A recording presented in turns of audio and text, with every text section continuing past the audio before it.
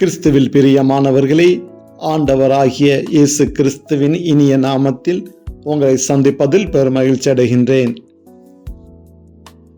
நற்கரணை ஆண்டவரோடு பேச வந்திருக்கின்ற, நன்றி சொல்ல வந்திருக்கின்ற, விண்ணப்பங்களை எடுத்து வந்திருக்கின்ற நாம் ஒவ்வொருவருக்கும் இந்த நற்கரணை ஆண்டவர் ஆசீர்வாதங்களை கொடுக்க காத்திருக்கின்றார்.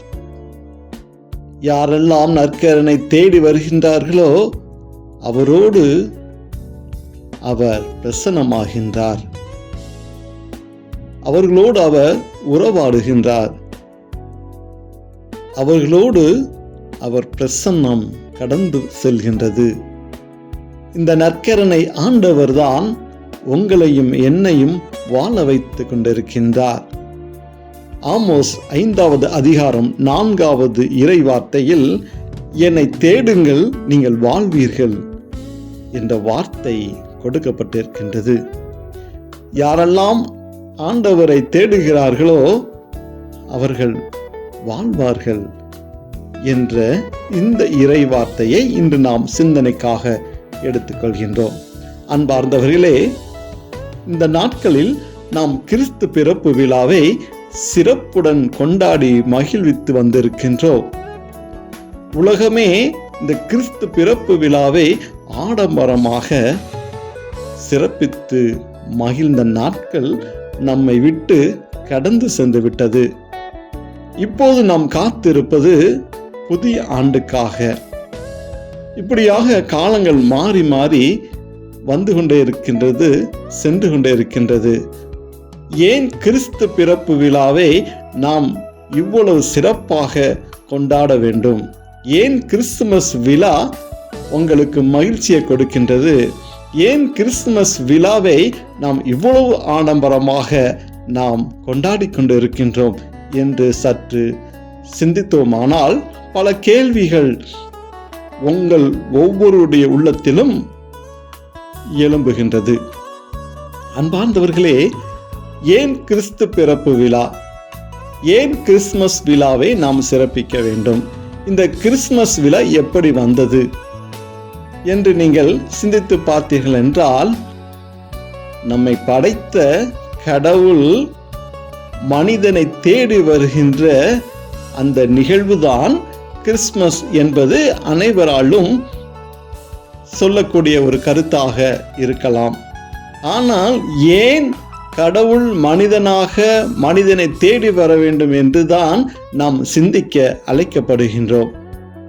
கிறிஸ்துமஸ் வேண்டாம் என்று சொல்வதில்லை. ஏன் கிறிஸ்துமஸ் வந்தது என்றுதான் ஒரு சிந்தனைக்காக நாம் பார்க்க இருக்கின்றோம்.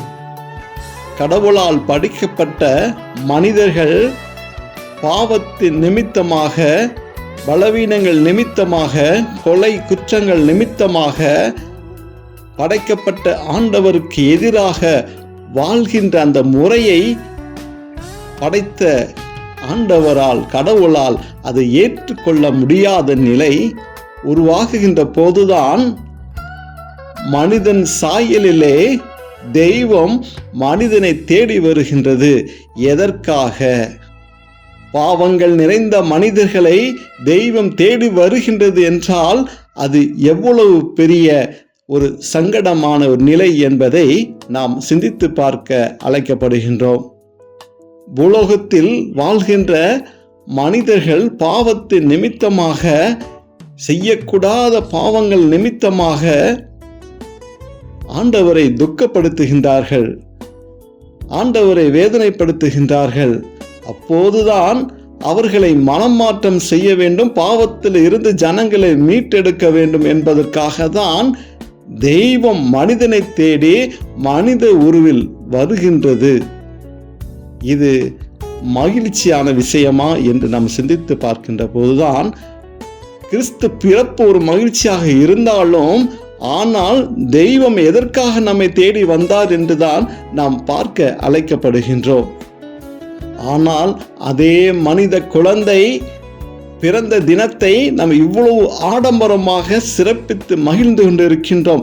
ஆனால் எந்த நோக்கத்திற்காக தெய்வம் மனிதனை தேடி வந்ததோ அந்த நோக்கம் இன்று வரை நிறைவேறாமல் இருந்து கொண்டு இருப்பதுதான் மனம் வருந்தத்தக்கக்கூடிய ஒரு செயலாக நாம் பார்க்கப்படுகின்றோம். இயேசு கிறிஸ்து பூமியிலே பிறந்து வாழ்ந்து பல அதிசயங்களும் அற்புதங்களையும் செய்து பாவத்தில் இருந்து மக்களை மீட்டு எடுத்து நல்வழிப்படுத்தி வருகின்ற அந்த வேளையிலே கூட மனிதர்களால் அவருக்கு நேர்ந்த பாடுகளும் வேதனைகளும் சவுக்கு அடிகளும் சிலுவை மரணங்களும் நம்மை விட்டு மறைவதில்லை. மனிதனை மீட்டெடுக்க வந்த தெய்வத்திற்கு நாம் கொடுத்த பதில் என்ன? நாம் சாட்டிய குற்றச்சாட்டுகள் என்ன என்றுதான் நாம் சிந்தித்து பார்க்க அழைக்கப்படுகின்றோம். இயேசு கிறிஸ்து வந்தார், வாழ்ந்தார், அற்புதங்களும் அதிசயங்களும் செய்தார், அடையாளங்களை செய்தார். மனிதர்கள் மூலமாக மீண்டும் அவரை குற்றவாளியாக நாம் குற்றப்படுத்தி அனைவராலும் இகழ்ந்து பேசப்பட்டு சிலுவை தண்டனைக்கும் சிலுவை மரணத்திற்கும் நாம் உள்ளாக்கி இருக்கின்றோம். அன்பார்ந்தவர்களே, அதே தெய்வம்தான் நான் மரித்துவிடப் போகிறேன், நான் எதற்காக பூமிக்கு வந்தேன், ஏன் எனக்கு இவ்வளவு ஒரு அவமானம், ஏன் எனக்கு இவ்வளவு ஒரு சோதனை, இவ்வளவு வேதனை என்றெல்லாம் அவர் சிந்தித்திருக்கலாம். ஆனால் தான் மரிக்கப் போகின்றேன் என்று தெரிந்தும் கூட அவர் நமக்காக இந்த நற்கருணையை ஏற்படுத்தி கொடுத்திருக்கின்றார். அவருக்கு தெரியும் மீண்டும் நான் வருவேன் என்று சொல்லிதான் நான் வரும் வரை இதை என் நினைவாக செய்யுங்கள் என்று சொல்லி இந்த அப்பத்தையும் ரசத்தையும் நமக்காக கொடுத்திருக்கின்றார். அன்பார்ந்தவர்களே, பாவங்கள் பூமியிலே அதிகரிக்க கூடாது, பாவ வாழ்க்கையிலே மனிதன் வாழ்ந்துவிடக் கூடாது, பாவத்து நிமித்தமாக மனிதன் அழிந்துவிடக் கூடாது. என்னை பூமியில் நீங்கள் ஏற்றுக்கொள்ளாவிட்டாலும், என்னை மரணத்திற்கு நீங்கள் உள்ளாக்கினாலும், இதோ என் உடல், இதோ என் ரத்தம், இதன் நிமித்தமாக நீங்கள் வாழ்ந்து கொண்டிருங்கள், இதன் நிமித்தமாக நீங்கள் பாவத்திலிருந்து விடுபடுங்கள், நான் மீண்டும் வரும் வரை இதை என் நினைவாக செய்யுங்கள் என்று சொல்லிதானே இந்த அப்பத்தையும் ரசத்தையும் நமக்காக கையெழுத்திருக்கின்றார். அன்பார்ந்தவர்களே, இதோ இந்த அப்பமும் இரத்தமும் தான் இன்று வரை உங்களை வாழ வைத்து கொண்டு இருக்கின்றது. எப்போதெல்லாம் நீங்க பலவீனமா இருந்து கொண்டு இருக்கின்றீர்களோ அப்போதெல்லாம் இந்த உடல் தான் உங்களுடைய நோய்களை மீட்டெடுக்கின்றது, உங்க பலவீனங்களை மாற்றுகின்றது. எவ்வளவு கவலையோடு கண்ணீரோடு நீங்கள் இந்த அப்பத்தை நாடி வருகின்ற போது அவர் உங்களுக்கு ஆறுதலாக இருந்து கொண்டு இருக்கின்றார். எத்தனையோ பாவங்கள் பலவீனங்கள் நம்மை ஆட்கொண்ட போதும் கூட இதோ இந்த அப்பத்தின் வாயிலாக அவர் மீண்டுமாக நம் உள்ளத்திலே வாழ்ந்து கொண்டிருக்கின்றார். மனிதன் அவரை சாவுக்கு கையளித்தாலும் அவர் நம்மை விட்டு பிரியாமல் மீண்டுமாக அப்பத்தின் வாயிலாக நம்மை நோக்கி வருகின்றார், நம் உள்ளத்தில் கடந்து வருகின்றார். நம் உடலிலும் உள்ளத்திலும் அவர் ஒவ்வொரு நாளும் வாழ்ந்து கொண்டிருக்கின்றார். சிந்தித்து பார்ப்போம். ஆமோஸ் 5வது அதிகாரம் 4வது இறைவார்த்தை, என்னை தேடுங்கள் நீங்கள் வாழ்வீர்கள். ஏன் ஆண்டவரை நாம் தேட வேண்டும்? அப்போது நீங்க வாழ்வீர்கள் என்று சொல்லப்பட்டிருக்கின்றது. எங்கெல்லாம் நம்ம ஆண்டவரை விட்டு கொடுத்தோமோ, எங்கெல்லாம் ஆண்டவரை தொலைத்தோமோ, அந்த இடங்களிலே நாம் ஆண்டவரை தேடுகின்ற போது அவர் நம்மோடு வாழ்ந்து கொண்டிருக்கின்றார். எந்த பொருளை எங்கே தொலைத்தீர்களோ அங்கே தேடுகின்ற போதுதான் அதை நீங்கள் கண்டடைய முடியும். பாவங்கள் செய்கின்ற போது, ஈகை செய்ய தடுமாறுகின்ற போது, பொய் பேசுகின்ற போது, பொய் சான்றுகள் சொல்கின்ற போது, கொலைகள் செய்கின்ற போது, வசை பேச்சுகள் பேசுகின்ற போது, உதவி தேடி வருபவர்களுக்கு உதவி செய்யாமல் உதாசீனப்படுத்தின போது, மறைவாக வாழ்ந்த நாட்கள், மறைவாக பேசின வார்த்தைகள், இந்த இடங்களில் எல்லாம் நம் ஆண்டவரை தேடுகின்ற போது நாம் வாழ்வோம் என்று சொல்லப்பட்டிருக்கின்றது. என்னை தேடுங்கள், அப்போது நீங்க வாழ்வீர்கள். எந்தெந்த இடங்கள் எல்லாம் நம்ம ஆண்டவரை விட்டு பிரிந்தோமோ, எந்தெந்த இடங்கள் எல்லாம் ஆண்டவரை விட்டு கொடுத்தோமோ, அந்த இடங்கள் எல்லாம் நாம் தேடுகின்ற போது நம்முடைய வாழ்க்கை ஆசீர்வாதமானதாக இருக்கும். கண்ணை மூடிக்கொண்டு யாருமே என்னை பார்க்கவில்லை என்று நினைத்து கொண்டு நாம் செய்கின்ற ஒவ்வொரு தவறுகளும் நம்மை ஆண்டவரை விட்டு பின்னோக்கி தள்ளி செல்லுகின்றது. நற்கருணையின் வாயிலாக ஆண்டவரை தேடுகின்ற போது அவரை நீங்கள் கண்டடைகின்றீர்கள். நற்கருணையை நாம் தேடுகின்ற போது அந்த நற்கருணையில் இறை பிரசனம் இருப்பதை நாம் தேடுகின்ற போது, அந்த நற்கருணையை நாம் உட்கொள்கின்ற போது அவர் நம்மோடு வாழ்ந்து கொண்டிருக்கின்றார். நற்கருணையை இல்லாத வாழ்க்கை வெறுமையான வாழ்க்கை. தூய ஆவியின் வடிவிலே ஆண்டவர் இன்று வரை நம்மோடு வாழ்ந்து கொண்டிருக்கின்றார், பிரசன்னமாகி கொண்டிருக்கின்றார், வழிநடத்தி கொண்டிருக்கின்றார்.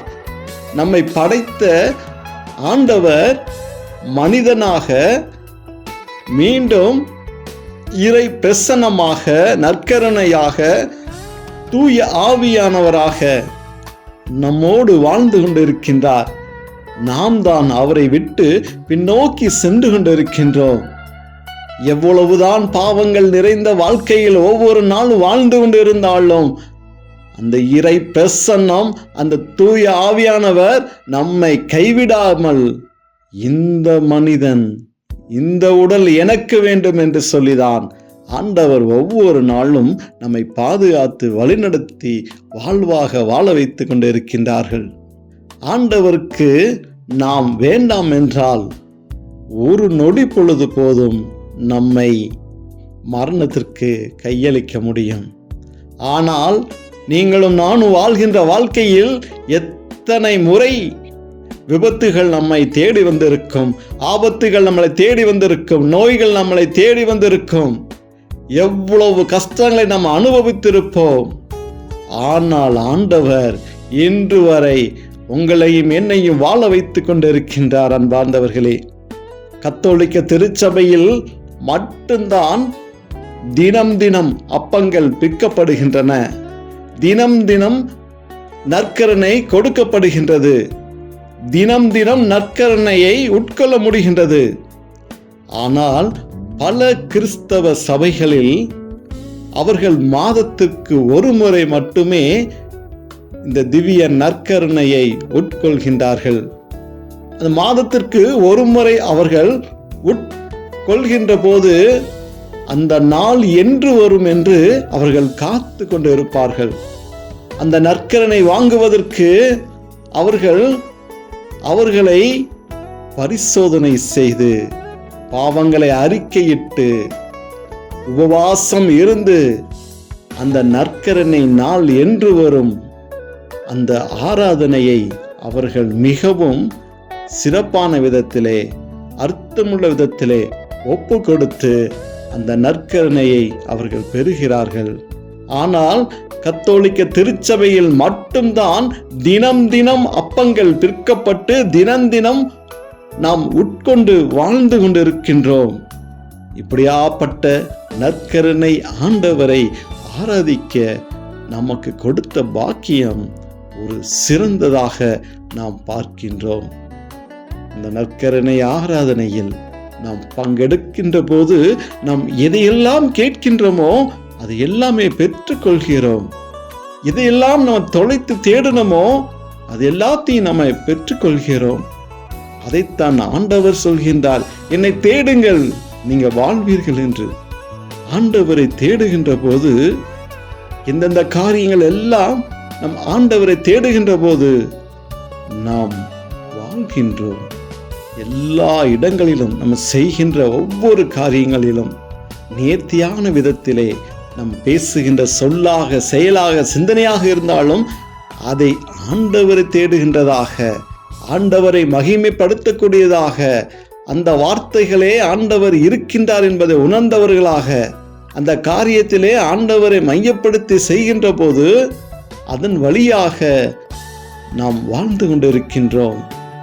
இந்த நற்கருணை ஆராதனையில் கலந்து கொண்டு ஆசீர்வாதத்தை பெற காத்து கொண்டு இருக்கின்ற நீங்கள் ஒவ்வொரு நாளும் நற்கருணை ஆண்டவன் முன்பாக மண்டியிட்டு நாம் ஜெபிக்கப்படுகின்ற போது, நீங்கள் மற்றவர்களுக்காக ஜெபிக்கப்படுகின்ற போது அந்த ஜெபங்களை கேட்டு ஆண்டவர் ஆசீர்வாதத்தை கொடுக்கின்றவராக, கொடுத்து கொண்டு இருப்பவராக இருந்து கொண்டு இருக்கின்றார்.